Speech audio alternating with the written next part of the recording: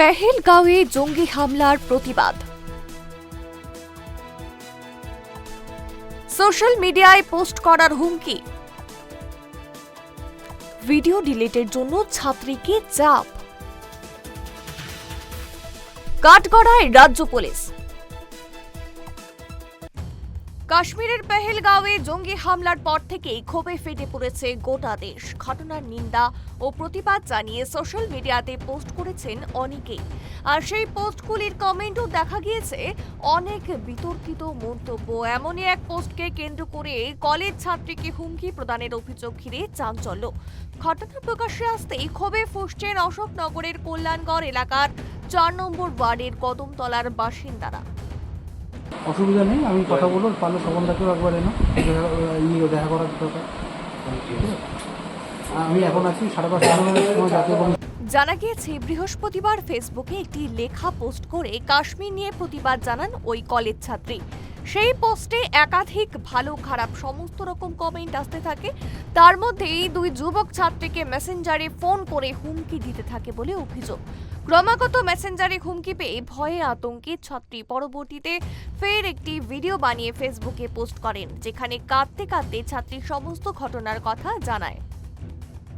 এর মধ্যে একটি ছেলে হঠাৎ করে দেখি আমার মেসেঞ্জারে এসে অদ্ভুত একটা গালিগালাজ লিখলো, তারপর ভয়েস মেসেজ পাঠিয়েছে যে তোর বাড়ি কোথায়, হ্যাঁ একটা গালাগালি, তারপর হচ্ছে কি তোকে এখান দিয়ে তুলে নেব, দেখবি তোর কি হয়। এবার সেই জিনিসটা দেখে আমার খুব খারাপ লাগে। আমি এটা বুঝতেও পারিনি যে এই বিষয়ে আমি লেখালেখি করেছি বলে আমাকে এটা লেখা হয়েছে। আমি ভেবেছি এমনি হয় না যে কোনো ছেলে একটা মেয়েকে বাজে মন্তব্য করলো, সেরকমই আমি সেটা পোস্ট করি যে এরকম ছেলেদের জন্য মেয়েরা সেফ নয়। এবার যেই ছেলেটা মেনশন করেছিল, আমি তো খেয়াল করিনি যে ওকেও মেনশন করেছিল।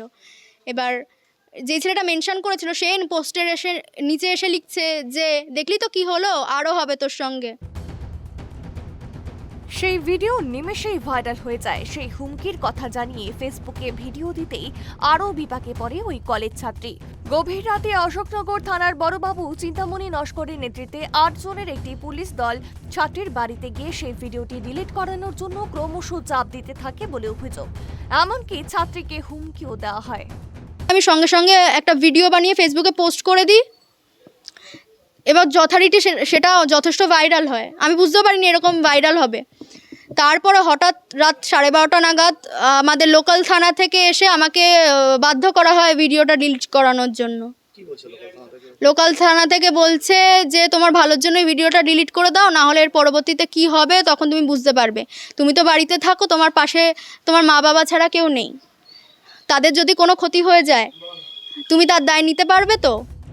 ঘটনার জেরে রীতিমতো আতঙ্কিত হয়ে পড়েছেন ছাত্রী ও তার পরিবার। এদিন ওই ছাত্রীর বাড়িতে যান স্থানীয় বিজেপি নেতৃত্ব। পাশাপাশি বিরোধী দলনেতা শুভেন্দু অধিকারী ফোনে কথা বলেন ছাত্রীর সঙ্গে। মহিলা কমিশনের সদস্যরাও ছাত্রীর পাশে থাকার আশ্বাস দিয়েছেন। হিন্দুদের জন্য লড়াই করার জন্য এই কষ্টটা ওর হয়েছে, তো মাননীয় বিরোধী দলনেতা ওর সাথে ফোনে কথা বলেছে, ওকে আশ্বাস দিয়েছে যে ওর পাশে মাননীয় বিরোধী দলনেতা আছে, আর যে কোনো স্টেপ নিতে হবে সেই স্টেপও নেবে। এই ঘটনার নিন্দা জানিয়েছেন কল্যাণগড় পৌরসভার চেয়ারম্যান প্রবোধ সরকার। বিষয়টি নিয়ে প্রশাসনকে আইনগত ব্যবস্থা নেওয়ার আবেদন জানিয়েছেন তিনি। নিশ্চয়ই কোনো সমস্যা জানালে আমি নিশ্চিত আনব, এটা কোনো ব্যাপার নয়। কারণ ব্যাপার হচ্ছে যে যদি মেয়েটা খারাপ কিছু না বলে তাহলে তার পাশে নিশ্চিত আনব। যারা করেছে তারা ন্যায় কাজ করেনি। যদি মেয়েটা মানে আমাদের অধিকারের বাইরে গিয়ে কোনো কথা না বলে, মানে যদি এমন কিছু মনে হয় যে মেয়েটার কথাবার্তা বা পোস্টের ফলে দেশে কোনো ক্ষতি হবে না, সমাজে কোনো ক্ষতি হবে না, তাহলে তার বিরুদ্ধে আমাদের বলার কোনো উচিত নয় বলে মনে করি আমি। কাশ্মীরের নৃশংস অমানসিক হত্যাকাণ্ডের প্রতিবাদ করে হুমকির শিকার ছাত্রী। দোষীদের গ্রেপ্তারের বদলে ভিডিও ডিলিট করার জন্য চাপ পুলিশের। কোথা থেকে এত সাহস পেল পুলিশ? কাদের নেতৃত্বে সোশ্যাল মিডিয়ায় এত বারবারন্ত একদল যুবকের?